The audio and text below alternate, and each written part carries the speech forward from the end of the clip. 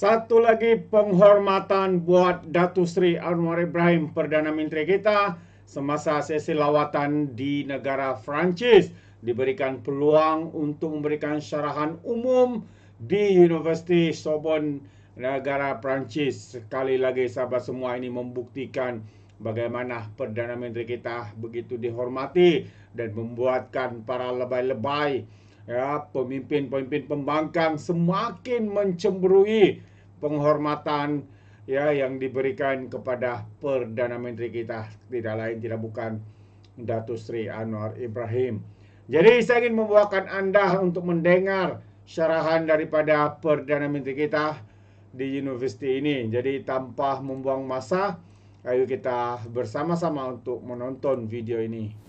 Ministers, ambassadors, scholars and students, what a rare honor. I've been here at Sorbonne on the fringes. Even some of the lectures were all on the fringe among the more radical students. But here I'm given the rare privilege, thank you Rector, to be at the center of a great institution whose restless intellect not only influenced France, but had its vibrations throughout the world. From the dialectical precision of Pierre Abelard in the 12th century to the change idealism of 1968, and I happened to be walking at the Latin Quarter and see the students of Sorbonne and the students in Paris demanding and clamoring for change and reform. This has never been a place for complacency. You challenge orthodoxy. You sharpen reason. You lead in quantum computing, climate sciences, and advanced mathematics. This speaks to a tradition at Sorbonne that does not flinch from difficult questions. And thanks to such progressive culture, La France is not just a catchphrase for frivolity. You have made significant strides in renewable energy, biodiversity initiatives, and environmental leadership towards a sustainable future going forward. In the arena of political philosophy and governance, I believe it is no cliche to say that Enlightenment thinkers such as Voltaire, Rousseau, Montesquieu have profoundly sharpened modern democratic principles, even as we continue to be reminded of Tocqueville's democracy in America. Not just empty rhetoric, it's habits of the heart that really matters. Can you imagine, you, the staff, professors, faculty and students here, that these scholars I referred to has such immense compelling influence to the art and policy of governance, to the principle of separation of powers, and I therefore cannot reiterate how delighted I am to be here at the center of excellence. Now, from Jean-Paul Sartre and Simone Beauvoir to Albert Camus, I pronounce like the Englishman, not like the French, who forgive me, absolutely son excellence ambassador. We drink from the fountain of profound insight into social justice and equality, while the fountain of French literary giants, far too many to enumerate here, provide the world with universal themes that cut across creeds and cultures. In short, the advancement of French civilization has significantly contributed across the broad spectrum of human endeavor. The rich tapestry of civilizational pursuits should serve as a foundation for the fostering of relations within France and, by extension, Europe and Southeast Asia, particularly ASEAN. The question then is, on what terms should this be conducted? The foreign minister is here, ambassadors are here. we would like to know on what terms, what basis. Now, back in the 1990s, I did postulate in the Asian Renaissance the resurgence of Asia, and particularly in the context of ASEAN, about the region undergoing political and economic rebirth, drawing from its unique cultural identity and historical experiences. Today, the advancement of Southeast Asia may be gleaned from the trajectory of growth of ASEAN, which is no doubt a manifestation of the fruition of ASEAN economic integration. I would go as far as to liken the political changes that Southeast Asian countries have undergone a democratic metamorphosis, moving from authoritarian regimes to more participatory governance with democratic accountability. In some instances, even more democratic than some of the established systems. I wouldn't mention Europe or United States. In any event, this is a living testament to the healthy political processes and growth of civil societies in the region. This bodes well for political stability and governance. In that spirit, I put it to you that it is time for Southeast Asia. I put it to you, reminds me my umpteen and years of court cases. Always I put it to you, the Attorney Generals here. When they have a point, they say, I put it to you. And you don't have a choice but to say yes. So I put it to you that it is time for Southeast Asia and Europe to redefine the terms of our engagement as equals, as co-creators, as partners in a world yearning for balance. My meetings yesterday, including with Prime Minister Meloni of Italy, and later this evening with President Macron, form part of a deliberate journey to renew and rebalance ties between two regions bound by history, but not confined by it. Hence, to expand, to enhance, and to fortify. Few regions have felt the weight of today's uncertainty as acutely as Europe. The Russian invasion of Ukraine has not only shaken the continent's sense of security, but also its assumptions. Shaken the continent's sense of security, but its assumptions. What are those? About deterrence, dependence, the durability of peace. A war many thought impossible became a reckoning that shattered the illusion of permanence and reminded us that even in the heart of Europe, history still breathes. Europe finds itself grappling with uncertainty in its oldest alliance. As debates over military spending and collective resolve unfold, the balance of transatlantic compact is being tested in ways not seen for generations. Europe's gaze has turned eastward. Indo-Pacific strategies have taken shape, not only among European capitals, but also at the level of the Union itself. Among the voices shaping this vision of policy and diplomacy is President Macron's recent call for a new coalition for open trade, open dialogue, and a rule-based order which offers an insightful articulation of European role in Asia, one that is principled, cooperative, and forward-looking. We know that there was a time in the not too distant past that this pecking order was necessitated on the hallowed doctrine of mission civilisatrice, civilizing mission. I'm going to be at Sorbonne for a few weeks to pronounce rightly. That was proclaimed as justification for colonialism and imperialism. It was sacred because there was supposedly a moral duty to spread Western values, Western culture and civilization to non-Western societies. Today, while no claim to such patronizing pretensions will be forthcoming, nevertheless, the terms of engagement between Europe and Southeast Asia are yet to be fully calibrated. To be sure, we welcome partners, but we welcome them as equals, not as condescending colloquists, not as instrument for containment, not as a cover for anxiety, and not as projections of other people's wars and fears.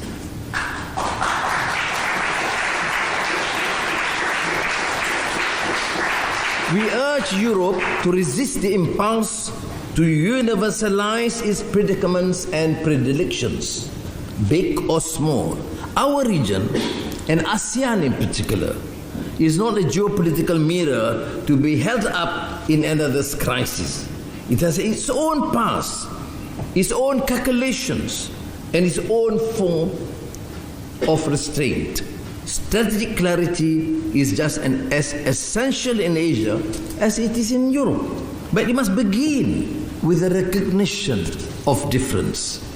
Just as we resist fatalism of conflict, we must resist the cynicism that too often surrounds trade. For Southeast Asia and Europe to build a meaningful partnership, our economic engagement must be guided by the same principles we ask of security. What? Respect, flexibility, and restraint. Because in both arenas, security and commerce, the central question is the same. Do we act to impose, or we do understand to accommodate? Trade must be a bridge, not a barrier. No, let us be clear. We are not, and we do not ask for indulgence. We ask only that Europe meet us where we are, not where its models presume we ought to be. What we seek is not favors, but fairness, not exemption, but equity. If we are to conclude agreements of ambition and substance, they must be grounded not only in economic logic, but in mutual comprehension. No. Son Excellence, ladies and gentlemen, normally in universities you avoid the Son Excellence business because students don't like it. At least when I was a student, they want excellence. Everybody is excellent. Okay. With due apologies to the ambassador. There are too many ambassadors here. I'll be outvoted. Now, in this city, in this great city of Paris, I was just singing in the car, I love Paris in the springtime, in the summer, and the winter. My God, all seasons of the year. And why do I love Paris? Because my love is here. Right.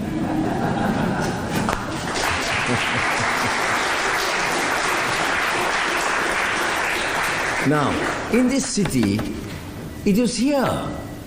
When I was in my first year at university, I learned about equality, fraternity. And fraternity was not a creation, it's not a new word, but it's a creation, the zeitgeist of the times that stood for decades and centuries. Now, fraternity was a moral proposition to the world. It asked us to see others not as strangers to be managed, but as equals deserving of dignity. It suggested that beyond sovereignty lies something deeper, solidarity. Yet today, that idea, fraternity, is strained. Across too many societies, fraternity ends at the age of identity. Islamophobia, at times coded, at times overt, has become in certain circles a socially acceptable prejudice. It manifests not only in policies, but in postures, in the quiet exclusion of Muslim voices, in the framing out of Muslims as permanent suspects in the story of the West. Viewed in this light, fraternity, therefore, is not merely an empty catchphrase, but expropriated to be used selectively in the pursuit of insidious racism and xenophobia.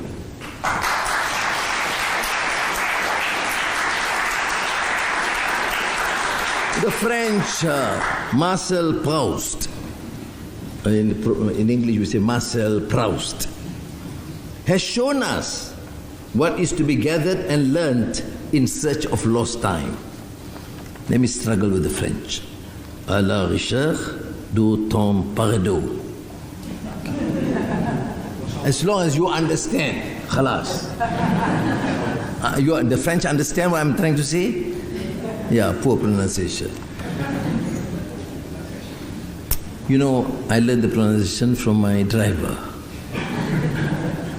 So if it is wrongly pronounced, it's not his mistake, but mine. Perhaps if we journey back to the 8th century AD, we could relearn some of them too. The research of lost time.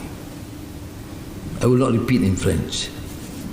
Now, as the story goes, while the Holy Roman Emperor Charlemagne and Abbasid Caliph Harun al-Rashid were the righteous representation of their respective faith and thus were notionally enemies, nevertheless, there was cogent geopolitical and economic dictates that nudged them to walk along the path of amity and goodwill, transcending civilizational lines. Therefore, contrary to general notions, Christendom and Islam were never destined to be mortal enemies, except by the designs of those bent on conjuring a different impression by sowing discord and animosity. In his seminal work, Muhammad and Charlemagne, Henri Pirenne,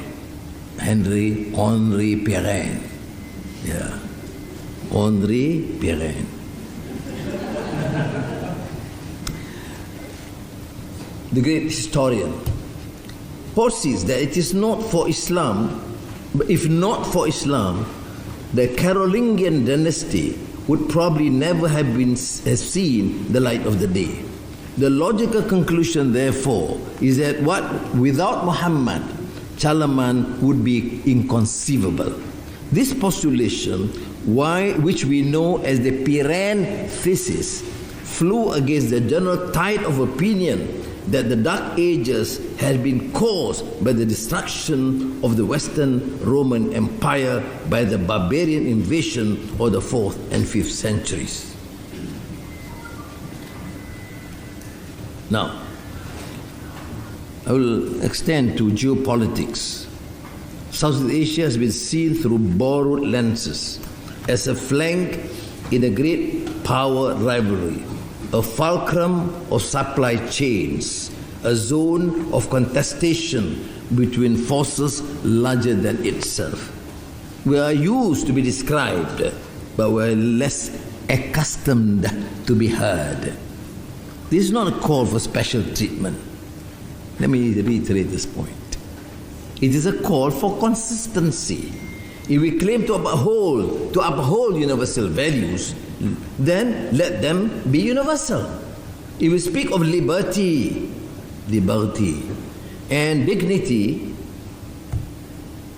equality, they must extend to those who do not look, worship, or live like the majority. Nowhere is this more urgent than in Gaza. What is happening there is not merely a tragedy. It is a collapse of conscience, of empathy, of leadership, and the ability to distinguish suffering from strategy. We have seen schools turn to rubble, hospitals without power, families erased in seconds. When we fail to acknowledge the humanity in others, we risk losing our own. The statistics are not mere numbers. 20 dead, 300 killed, not numbers. For each represents a human story of mothers, children, parents, and their experiences should evoke not just sympathy, but a call to action in each of us. We speak of human rights. I hear continuous hectoring about democracy and human rights, and the imperative to protect the sanctity of life, and yet the global community appears to be powerless to put an end to this protracted genocide. The imperative for moral clarity extends to all. Unfortunately, what we witness is the double standards, the hypocrisy, and the moral haziness in how the world approaches the question of Iran. No one is above international law, but neither should any country be beyond dialogue. The selective application of norms tears away the very fabric of the rules-based order. Now, this is again about finding coherence. For without it, words like order, rules, justice begin to lose their meaning. And we are to rebuild trust across continents, across faith, and across histories. Europe and ASEAN, for example. It must begin with a renewal of that idea that dignity is not a scarce resource. It is indeed a shared inheritance. Let that be the basis of our engagement. Let it be the measure by which history will judge whether we rose to meet this moment without unwavering resolve and utmost courage, or desile from it, succumbing to divisiveness, despair, and passivity. Europe is of West, yes, and ASEAN and Asia is East. But the twain, unlike the famous Kipling couplet, the twain shall meet, not by denying our differences, but by transcending them with the courage of our conviction, affirming our commitment with that tenacity of purpose and determination, knowing that our efforts today will influence generations to come. Mercy, thank you.